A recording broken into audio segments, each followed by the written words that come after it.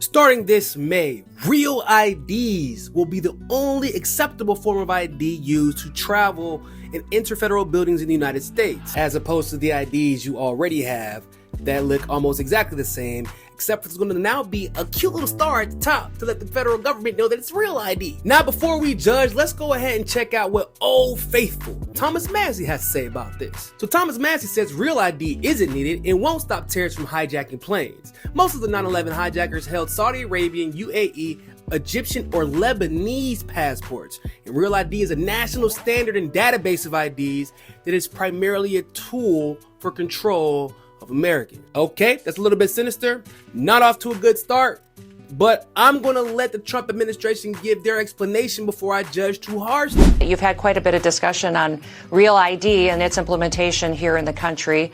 And the reason that Real ID is being enforced is because it's a federal law. Joe Biden kicked the can to May 7th. And this Real ID is going to just empower the states to make sure we're checking people's residences. Their current legal status will be verified. We're going to make sure that people who are getting Social Security numbers in this country aren't voting in states. The states have the power and the information to ensure election integrity.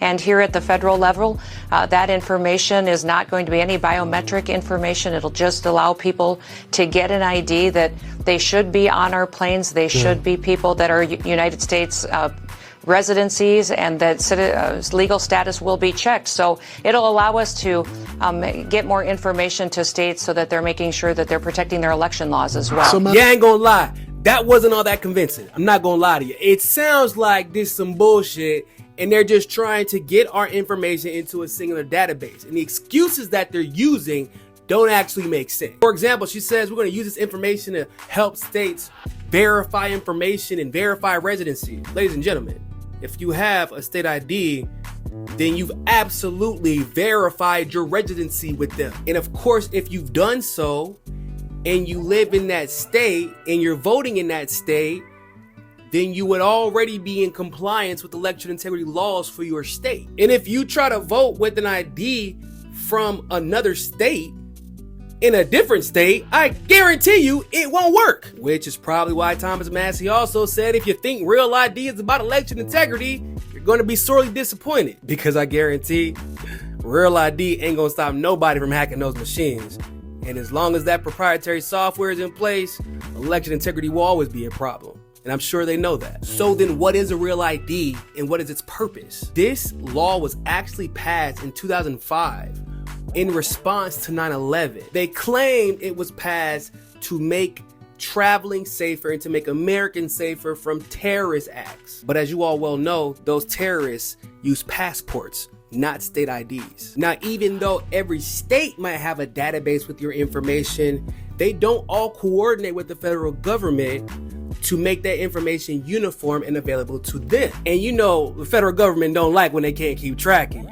So that's a problem. So when you go and get your real ID and you take your new picture, that picture is then put into a digital database of which the federal government will not have access to. Now, Christy knows assures us that we shouldn't worry because this isn't like a form of biometric database, except for with the advancement of AI, anything can be altered, especially a picture. So how long until you all require biometrics to update our real ID? And more importantly, what could we possibly do to stop it? Now, they also claim that if there is a uniform federal standard, there will be less fraud. But ladies and gentlemen, counterfeit passports and passport cards between 2018 and 2023 accounted for $10 million in losses and $8 million in attempted losses and over 4,000 victims. That's important because a passport does have a uniform standard of issuance. And where technology is at now is nowhere near what it will be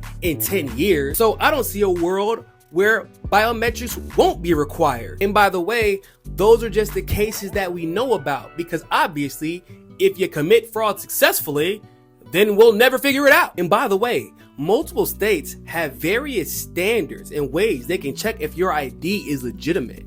But if you create a uniform way to manipulate the system, then it won't take long for people to figure out how to manipulate the system. Like, at least if you got different states with different ways of verifying whether or not your ID is legitimate, you can throw a couple of curveballs in there. But if everybody's using the same verification system, doesn't that make your system vulnerable? So like I said, this isn't about election integrity. Not really. It isn't about national security like they tried to claim it was when they originally wrote this legislation. And it damn sure isn't about preventing fraud like they claim, considering there's already a uniform standard for IDs and passports, and fraud is still committed all the time, like I just showed you. Not to mention, as long as you have somebody's social security number, we know how easy it is to commit fraud anyway. This is about surveillance. This is about government overreach. This is about Big Brother looking over your shoulder and being able to intervene if they deem your actions unacceptable by the empire. I mean, they're already deporting permanent residents, violating the First Amendment of the Constitution for criticizing a foreign government's genocide. So do you think they're doing this to make you feel safer, or in order to make sure you comply?